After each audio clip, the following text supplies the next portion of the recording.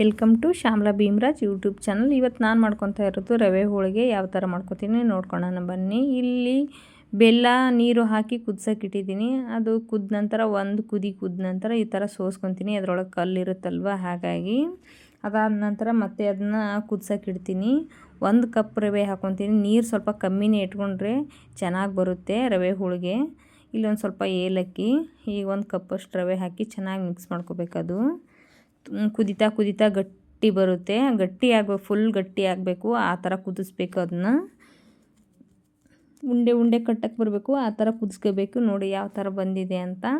ಈಗ ಅದು ರೆಡಿ ಆಯಿತು. ಒಂದು ತಟ್ಟೆಗೆ ಹಾಕಿ ಆರಕ್ಕೆ ಇಡ್ತಾಯಿದ್ದೀನಿ. ಫುಲ್ ತಣ್ಣಗಾಗಬೇಕು. ಅದು ತುಂಬಾ ಸಿಂಪಲ್ಲಾಗಿರುತ್ತೆ, ಬೇಗನೆ ಆಗುತ್ತೆ. ಹೋಳಿಗೆ ತಿನ್ನಬೇಕು ಅಂದರೆ ಈ ಥರ ಮಾಡ್ಕೊಳ್ಳಿ ಒಂದು ಸತಿ, ಚೆನ್ನಾಗಿರುತ್ತೆ. ಅದಕ್ಕೆ ಇವಾಗ ಹಿಟ್ಟು ಕಲಿಸ್ಕೊತಾ ಇದ್ದೀನಿ ಹೋಳಿಗೆ ಮಾಡೋಕ್ಕೆ. ಇದು ರವೆ ಹೋಳಿಗೆ ಆಗಿರೋದ್ರಿಂದ ತಿಳುವಾಗಿ ಕಲಿಸ್ಬಾರ್ದು, ಹಿಟ್ಟು ಸ್ವಲ್ಪ ಗಟ್ಟಿನೇ ಕಲಿಸ್ಕೋಬೇಕು. ಅದು ಯಾವ ಥರ ರವೆದು ಉಂಡೆ ಯಾವ ಥರ ಬರುತ್ತೆ ನೋಡಿ ಫಸ್ಟು ಚೆಕ್ ಮಾಡಿ ಆಮೇಲೆ ಹಿಟ್ಟು ಕಲಿಸ್ಕೋಬೇಕು. ಅದೇ ಅಳತೆಗೆ. ಸ್ವಲ್ಪ ಮಾತಲ್ಲಿ ಮಿಸ್ಟೇಕ್ ಆದರೆ ದಯವಿಟ್ಟು ಕ್ಷಮಿಸಿ.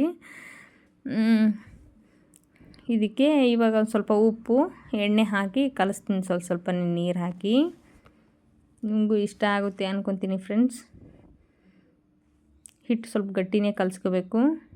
ರೆಡಿ ಆಯಿತು ಹಿಟ್ಟು. ಒಂದು 10 ನಿಮಿಷ ನೆನೆಯಕ್ಕೆ ಬಿಟ್ಬಿಡೋಣ. ಅಷ್ಟರಲ್ಲಿ ಇದು ಚಿಕ್ಕ ಚಿಕ್ಕದಾಗಿ ಉಂಡೆ ಕಟ್ಕೊಳ್ಳೋಣ ರವೆದು. ನೋಡಿ ಈ ಥರ ಚಿಕ್ಕ ಚಿಕ್ಕದಾಗಿ ಉಂಡೆ ಕಟ್ಕೊಂಡು ರೆಡಿ ಮಾಡಿಟ್ಕೊಂಡ್ರೆ ಮಾಡಬೇಕಾದ್ರೆ ಬೇಗನೆ ಆಗುತ್ತೆ.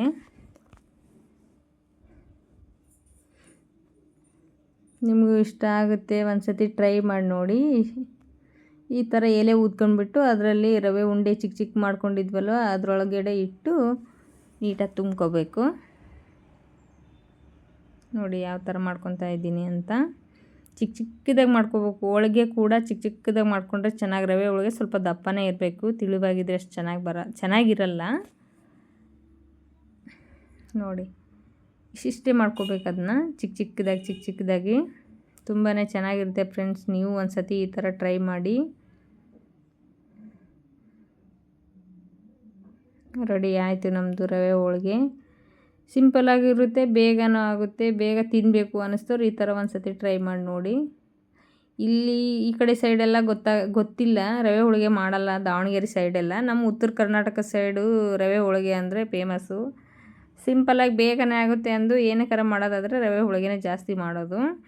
ಬೇಳೆ ಹೋಳಿಗೆ ಮಾಡ್ತಾರೆ, ಆದ್ರೇನು ರವೆ ಹೋಳಿಗೆ ಬೇಗ ಆದಷ್ಟು ಬೇಳೆ ಹೋಳಿಗೆ ಬೇಗ ಆಗಲ್ವಲ್ವ, ಅದು ಹಾಗಾಗಿ ಸ್ವಲ್ಪ ಕೆಲಸ ಆಗುತ್ತೆ. ನಮ್ಮದು ರವೆ ಹೋಳಿಗೆ ರೆಡಿ ಆಗ್ತಾ ಇದೆ. ನಿಮಗೂ ಇಷ್ಟ ಆಗುತ್ತೆ ಅಂದ್ಕೊತೀನಿ. ಇಷ್ಟ ಆದರೆ ಲೈಕ್ ಮಾಡಿ, ಶೇರ್ ಮಾಡಿ, ಕಮೆಂಟ್ ಮಾಡಿ, ಸಬ್ಸ್ಕ್ರೈಬ್ ಮಾಡ್ಕೊಳ್ಳಿ ಫ್ರೆಂಡ್ಸ್.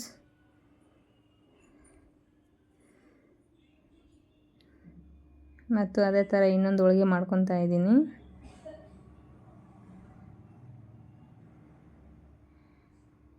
ನೋಡಿ ಯಾವ ಥರ ಬರ್ತಾಯಿದೆ ಅಂತ.